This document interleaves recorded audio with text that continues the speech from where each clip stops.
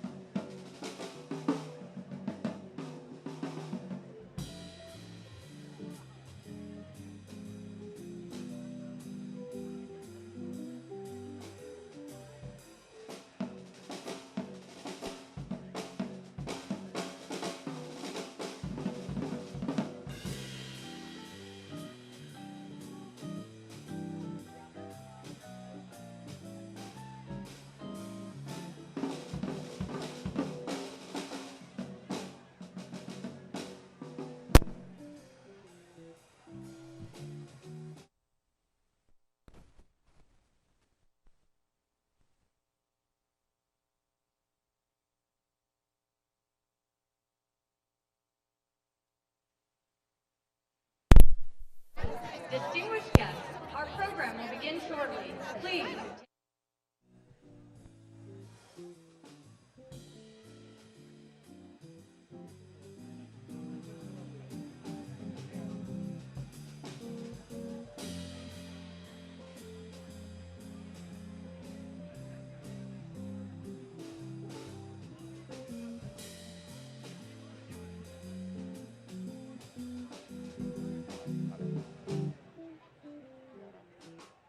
Please welcome the Duke Ellington School of the Arts Concert Choir.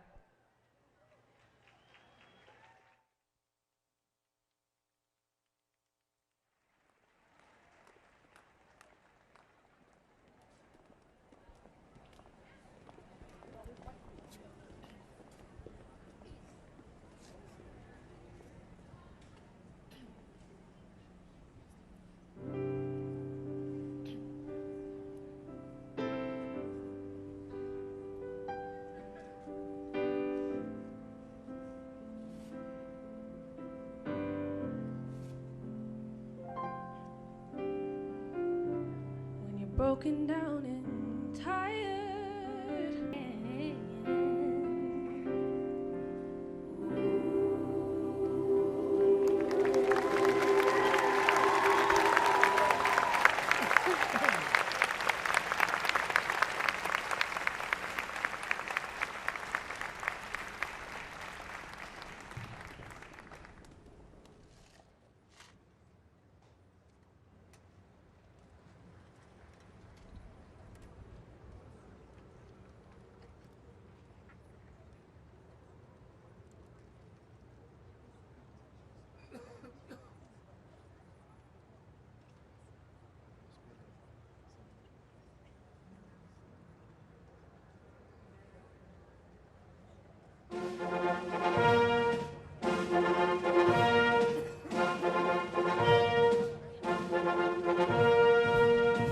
Distinguished guests, the President of the United States, accompanied by Jennifer Klein, Ada Limon, Nicole Matthews, Kyle Richard, and Ruth Glenn.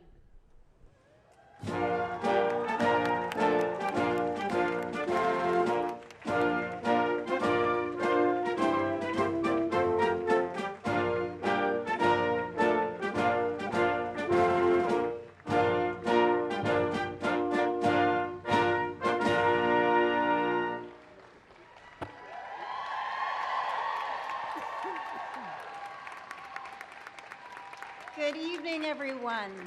Thank you for joining us to mark the 30th anniversary of the Violence Against Women Act. I'd like to welcome the hundreds of survivors, advocates, and allies with us here today. I'm Jennifer Klein, and I have the honor of serving as the director of the first ever White House Gender Policy Council.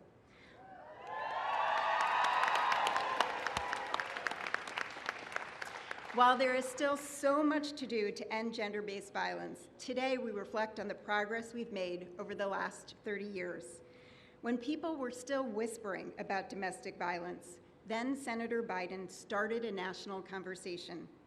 He gave survivors a microphone they never had before, and he listened, and he forced others to listen. He stood up for women and girls, as he always has and always does. Alongside courageous survivors and advocates, he forced the country to face what it had ignored for far too long. The Violence Against Women Act fundamentally transformed our nation's laws and culture. President Biden, with all of you, has worked to strengthen this law ever since. And this president, vice president,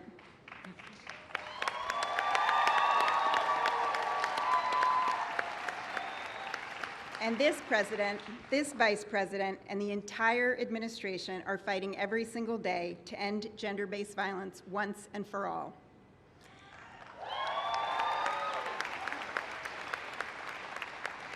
Now, I have the great honor of introducing the first of our incredible speakers, our nation's poet laureate, Ada Limon.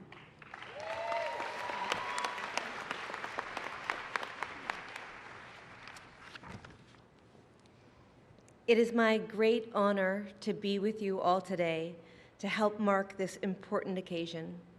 When I was first asked to attend today's ceremony, I thought I'd read a poem I had already written. But a few days went by, and I kept coming back to the significance of this day. And as I held the power of the Violence Against Women Act in my head and in my heart, I decided I needed to compose an original poem. So here is a poem I wrote specifically for this gathering, for today, for all of you. For the sake of us. Out of the burst of air that is breath caught and breath returned, out of cloud cover, out of clover leaf and glue, out of private disasters and the spinning webs of fall's wind, what is woven, what is brilliantly designed to hold our own bright selfhood, comes into focus.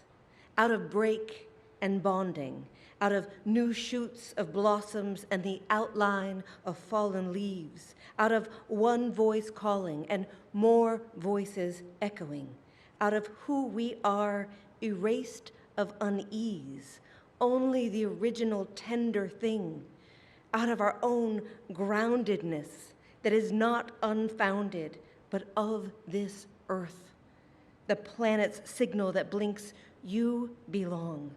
You belong. Yes, you too belong. Out of this comes our own sovereignty, a sanctity that is not ceremonial, but true.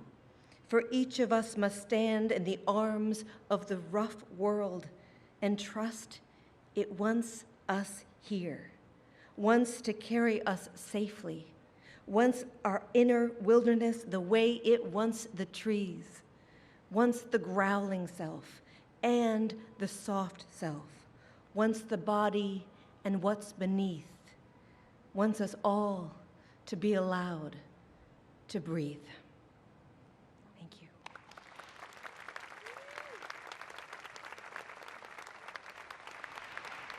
Please welcome Nicole Matthews.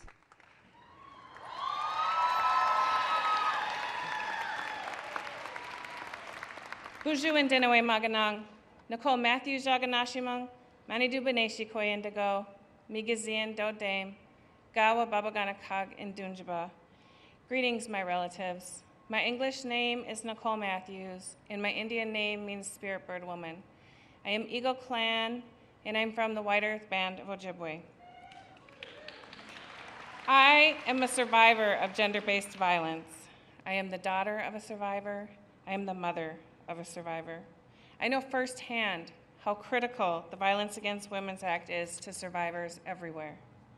As a child, I remember hiding under my blankets in my bedroom, listening to the sounds of my mom being physically assaulted by my dad.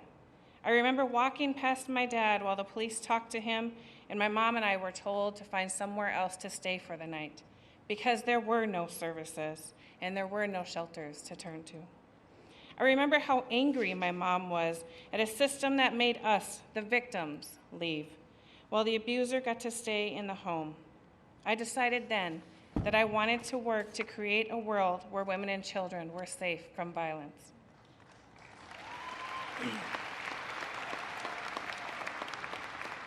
Today, I'm the executive director of the Minnesota Indian Women's Sexual Assault Coalition. One of the very first tribal coalitions funded by the Violence Against Women's Act in 2001. I have been with the coalition since its inception, and thanks to VAWA, I've seen incredible changes over the years. I worked alongside our tribal coalition relatives to dream about what safety looks like for our tribal communities, and together, we have helped make those dreams a reality. Because of this historic bill, we now have special tribal criminal jurisdiction over non-Indian offenders. This helps to keep Native women and children safe. We now have protections for our LGBTQ two-spirit relatives.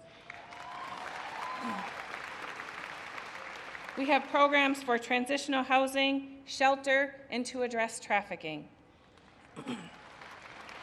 We have tribal and culturally specific sexual assault services and legal services for victims, programs for immigrants, and for our relatives in the U.S. territories, not to mention our tribal set-aside. All that and so much more. I think back to that moment with my mom all those years ago, and although she is now in the spirit world, I know we're going to be okay. There are a lot of people out there that have our back, including one of our greatest champions, President Biden.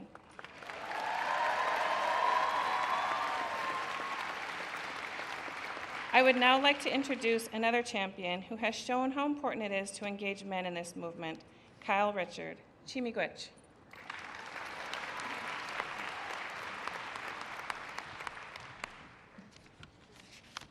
Hi, everyone. My name is Kyle Richard, and it's an honor to be with you this afternoon. When I was a college football player, I attended a party with my friends. We unfortunately came across a young man clearly trying to take advantage of a young woman. We did the only thing that felt right in the moment. We intervened. While trying to confront and remove the perpetrator, I was shot twice. But I'm still here.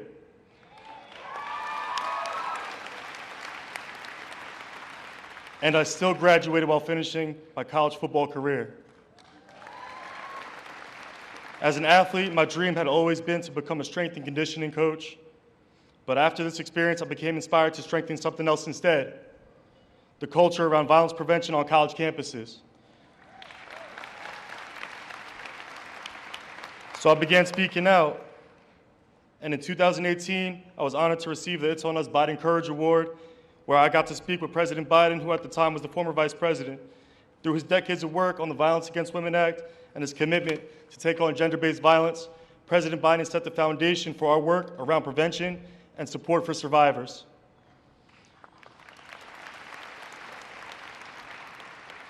Now, as a professional, I'm back with It's On Us. I lead our work to engage men in the fight to end gender-based violence. And next week, our organization is celebrating our 10th anniversary.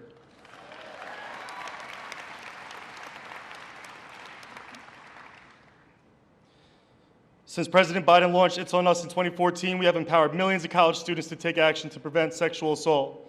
Seeing our student chapters at work brings me so much hope for the progress we can and must make in our college communities. So, to President Biden, thank you for showing people like me that we do have a role in preventing violence, that we need to empower my generation and our future leaders to continue fighting this fight. Now, it's my honor to introduce Ruth Glenn, a trailblazer and a hero who's been fighting this fight for decades. Thank you. Thank you, Kyle. I'm going to hug you. Thank you so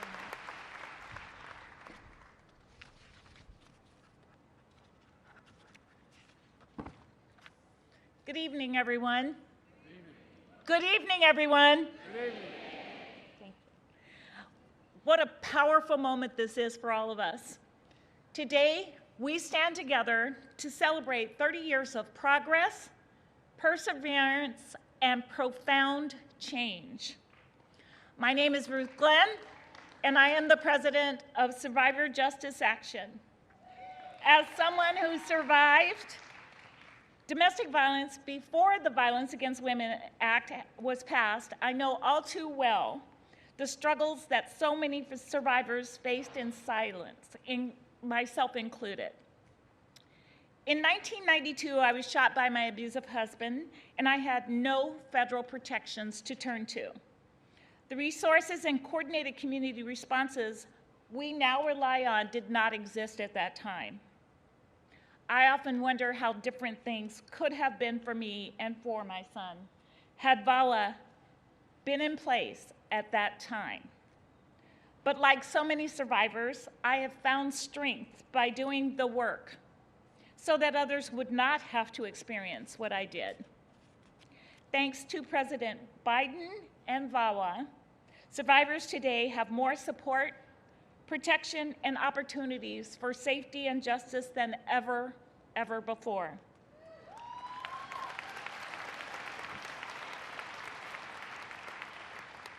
What we could not have known in 1994 was that this law would expand from supporting survivors of domestic violence, sexual assault, and stalking to include dating violence and groundbreaking provisions on housing, legal assistance, economic justice, American Indian sovereignty, and services for the LGBTQ community. We've gone further than we could have ever imagined. President Biden's vision has set the course for a safer, more inclusive future for everyone. I want to take a moment to acknowledge the survivors and advocates who came before us and those who are with us today, including those behind me.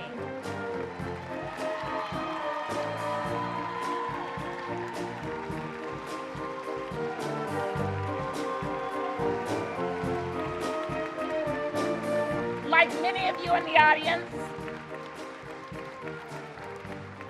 the leaders you see on the staircase work day in and day out to support survivors in communities all across the nation. Their courage and dedication help push our entire movement forward.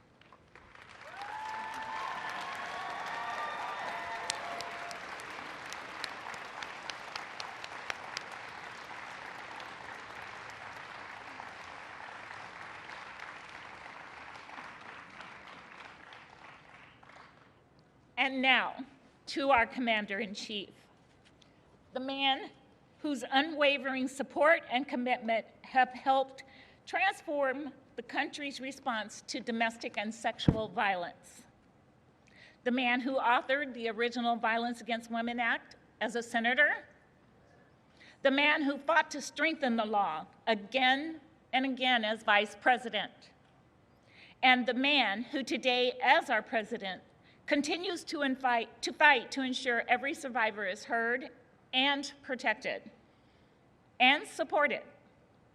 On behalf of the National Task Force to End Sexual and Domestic Violence and all women, girls, and survivors, thank you, Mr. President.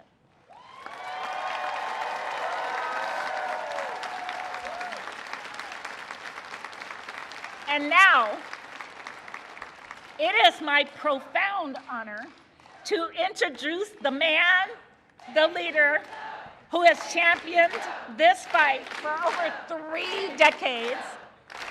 Ladies and gentlemen, please join me in welcoming the President of the United States, Joe Biden.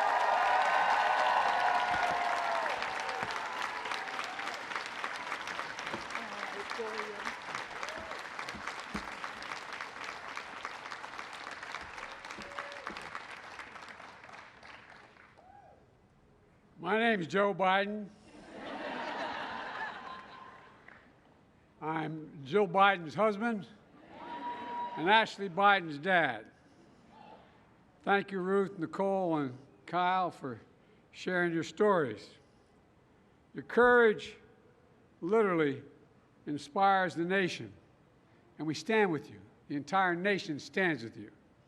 You know, my daughter Ashley, the love of my life and the life of my love, she is, anyway, I'll go get, anyway. I get emotional when I talk about her. And thank you, Ada, and your beautiful poetry. It's also an honor to see so many friends, brave survivors, and devoted advocates. And thank you to the bipartisan members of Congress who worked tirelessly, and I mean tirelessly, to ensure and expand what we're doing here today, as well as the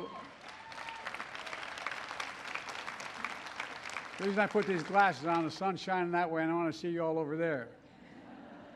As well as the late Dianne Feinstein and Representative Sheila Jackson Lee, whom we miss very much.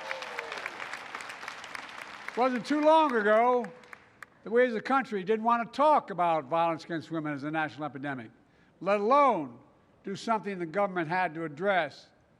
Society often looked away, and so many places violence against women wasn't a crime. It was referred to as a family affair.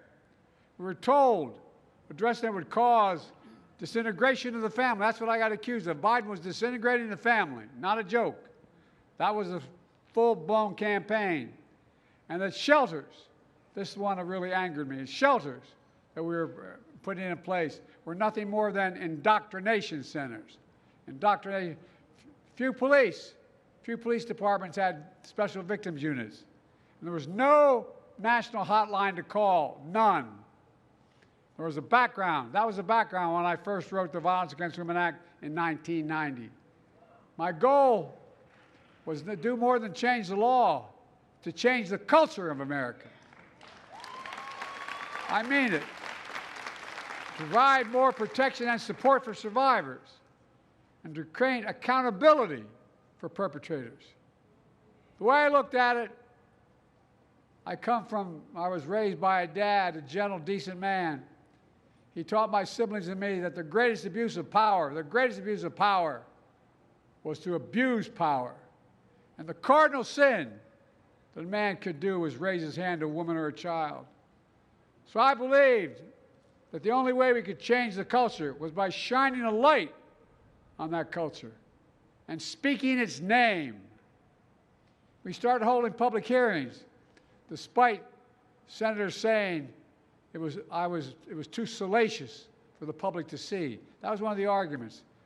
You may be right, Joe, but it's too salacious for the public to see. They won't understand. We had to let America know what was going on. Americans are core, basic, decent people. And I believed that if they could see the truth, we could begin to change things. And that's what happened.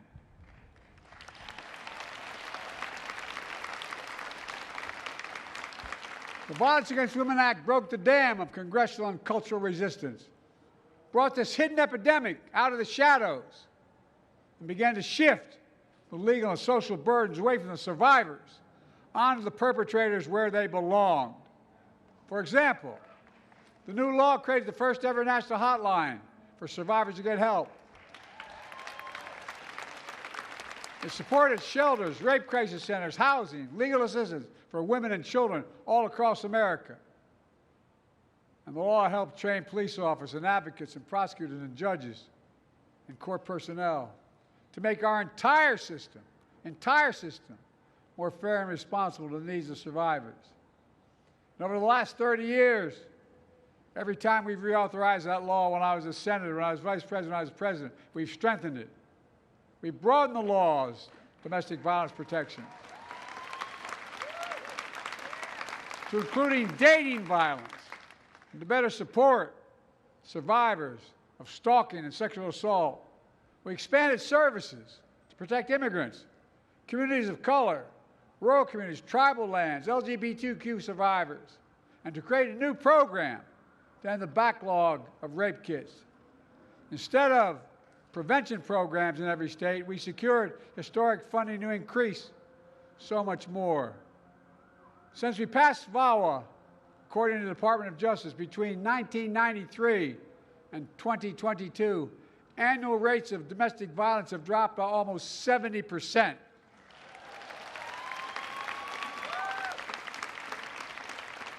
While rape and sexual assaults have declined by more than 55%.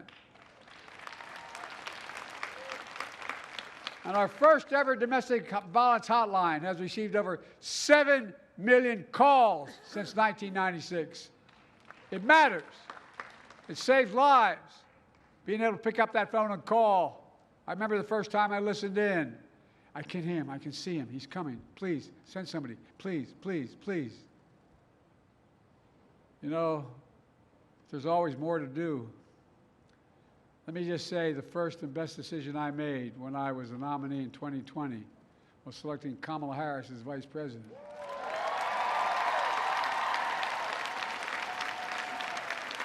Not a political statement, it's a factual statement. A former district attorney, attorney general, U.S. senator who prosecuted and stood up to sexual violence offenders her entire career. You can't say that about my predecessor. Kamala and I We've also taken steps beyond this law to address violence against women. We know that during the pandemic, and you know it as well, domestic violence increased. That's why, through our American Rescue Plan, I directed $1 billion in supplemental funding to ensure survivors trapped in bad situations could get the support, including safe housing. We also passed the most significant gun safety law in 30 years that narrowed the so-called boyfriend loophole to include dating partners convicted of abuse who say they could not own a firearm. What a fight that was, but we won it. I signed a bipartisan bill, then was known as forced arbitration. Remember that? We hire you if, in fact, anything happens, you has to go to arbitration, you can't go to court. Prevented survivors of abuse and harassment in the workplace from getting their day in court. We ended that.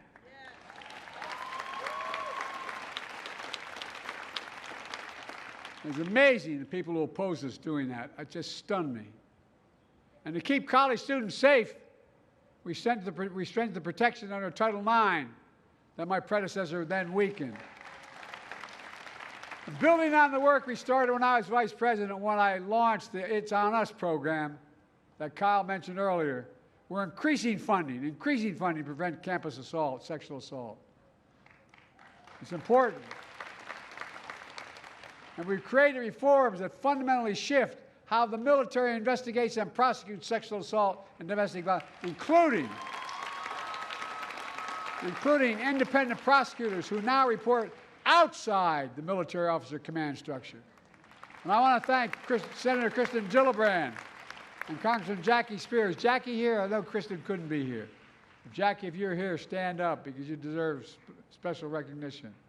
I don't see you, but you may be out there. Jackie's leadership in this has made a big difference. For the first time in nearly a decade, the rates of sexual assault and harassment within the active duty military forces are down, finally, down.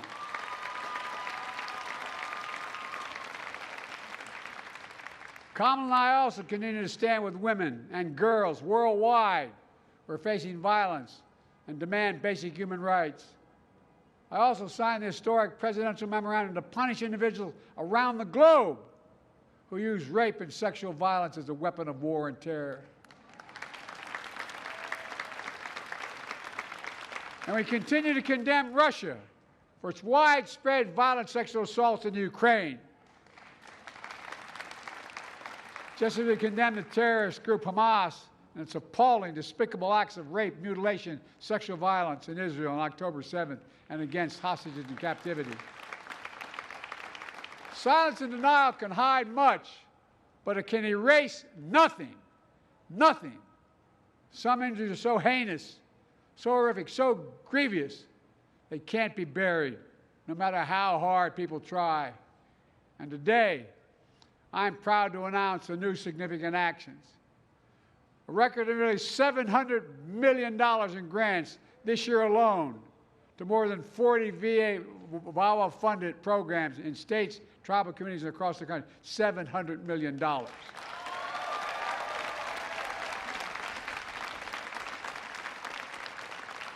We're also issuing new policies to expand housing protections for survivors, give law enforcement more tools to remove guns from domestic abusers, and we're tackling the next frontier of gender-based violence and abuse, deep fake images and videos generated by artificial intelligence. Back in 2022, we established civil protections for those whose intimate images are shared without their consent. It's now a crime. Today, in response to my call to action, we received new commitments from leading technology companies to combat the creation of exploitive deepfake images and to stop distributing and making money off this kind of sexual abuse, which they're doing now. Folks, but the fact is we know our work never stops. To any survivor who's struggling, I want you to know you're not alone. Doug and I, Kamala and Doug, Our entire administration, the entire community have your back. For example, Kamala and I will continue to defend reproductive freedom in America.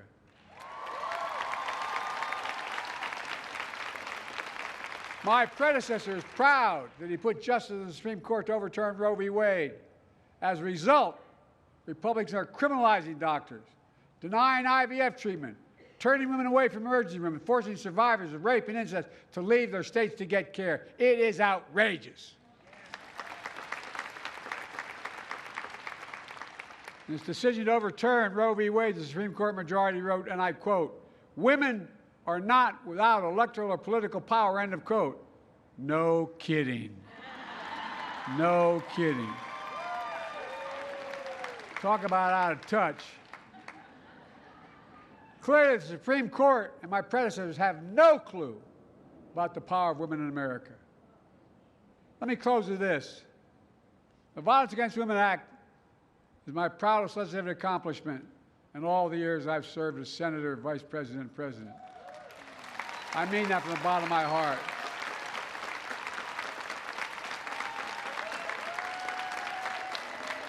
Thank you.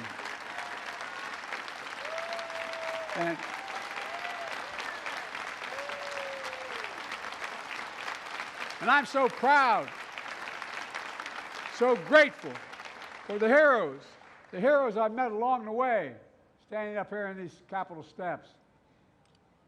We're here today and across the country. Women and men who run shelters and rape crisis centers, fighters and allies who stand up to industry titans to expose the truth, survivors who speak up for themselves and empower those suffering in silence. You've changed the nation. You've turned your pain into purpose. And your bravery and spirit are unbreakable. Because of you, and this is not hyperbole, because of you, we're a better nation than we were 30 years ago.